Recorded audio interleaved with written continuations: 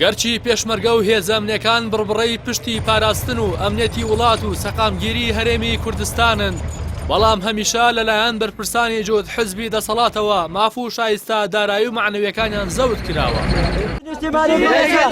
یەکێتی و پارتی با درێژایی مێژووی حکومڕانیان لا ململانەی نێوخۆی و تەصفیح حساباتی حزبی بێ گوێدانە ڕێز و شکۆ و کاریگەریە خراپەکانی هێزەکانی پێشمەرگەیان بەکارهێناوە. هێزەکانی پێشمەرگە،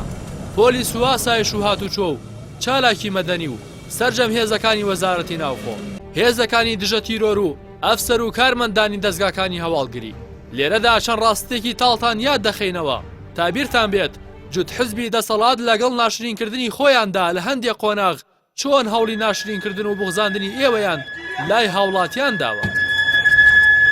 هێزە چەکدارەکانی هەرێمی کوردستان، بیرتانە دەسەڵات لە بەرامبەر جوڵانەوە مەدەنی واشتی خوازەکانی خەڵکی کوردستان بە زۆر لێکردن و فشار و گوشاری جۆراوجۆر و هەڕەشەینان بڕین کردیانن با گژی خوشک و براکانتاندا و دوژمنایەتی و ناکۆکیان خستە نێوانتانەوە تەنها بۆ پاراستنی بەرژەوەندی خۆیان و حزب و بنەماڵەکانیان سەرکوتی خۆپیشاندانەکانیان بە ئێوە دەکرد. لە کاتێکدا هێزەکانی پێشمەرگە ئەرکیان پاراستی سنوورەکانە و هێزەکانی ناوخۆش پاراستنی هاوڵاتیان ئامانجی یەکەمیانە، نەک سەرکوتکردن و ئازاردانیان. هێزەکانی پێشمەرگە، بیرتانە ئەو دەمەی ئێوە لە بەرەکانی جەنگدا ڕوبەڕووی چەکدارەکانی داعش دەبوونەوە و خوێنتان تێکەڵ بە خاکی سەرسنوور دەبوو، بەرپرسانی حزبی مامەڵەی نەوتیان لەگەڵ داعش دەکرد و بە ئێستاشەوە دۆسیەی مامەڵا لەگەڵ داعش دیزە بە دەرخۆنە کراوە و لەسەر ئەو دۆسیەیە هیچ بەرپرسێک باشکرا سزا نەدرا. ئەی پێشمەرگە گیان لەسەر دەستەکانی نیشتیمان،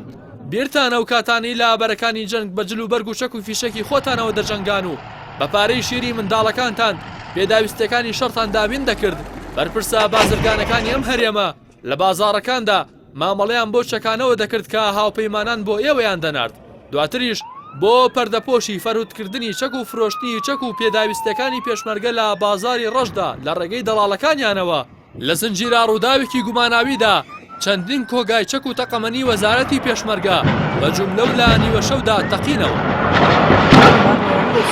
ئەی پێشمەرگە بە وەفاکان، بڕۆن سەیری خێزان و ماڵ و منداڵی هاوسەنگەرە شەهیدەکانتان بکەن، ببینن لە چ گوزەرانێکی سەختدا دەژین و چۆن پشتگوێ خراون. کەس و کاری سەربەرزی شەهیدانی جەنگی داعش،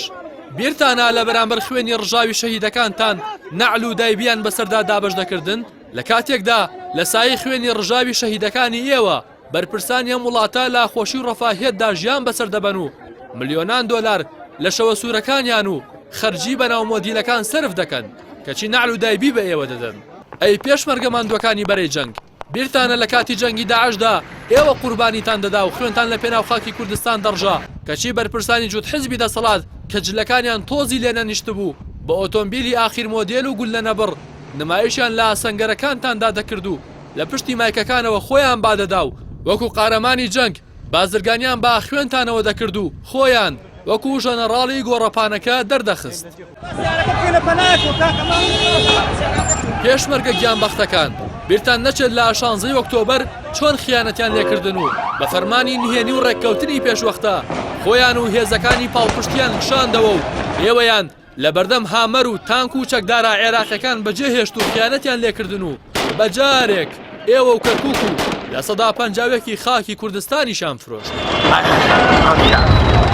ئەی پێشمەرگە پارێزەرەکانی وڵات، خۆتان باش دەزانن یەکێتی و پارتی لە پێناو پاراستنی بەرژەوەندی حزبی و بنەماڵەکانیان ڕێگریان لا یەگرتنەوەی هێزەکانتان و پێکێنانی سوپایەکی نیشتیمانی کرد. خۆتان باش دەزانن ئەم دوو حزبە هەرگیز نەیانویستووە ئێوەی قارەمانی کۆمەڵگەی کوردەواری بکرێن بە هێزێکی دەستوری و دامەزراوەی و چیتر نەبنا قوربانی خواست و هەڵوێستا چەوتەکانی حزبە دەسەڵاتدارەکانی کوردستان و لەژێر ئەرک و فەرمانی ئەو بەرپرسە نابەرپرسانەدا نەبن کە هیچ لە ئازار و ناڕەحەتیتان تێناگەن. بیرتانە 16 ئۆکتۆبەر بە فەرمانێک چۆن لیوە هاوبەشەکانیان لێک جیا کردەوە و ئەو براو فەرماندانیان لێک دابڕی کە چەندین ساڵ بوو پێکەوە بەرگریان لە خاک و خەڵکی کوردستان دەکرد.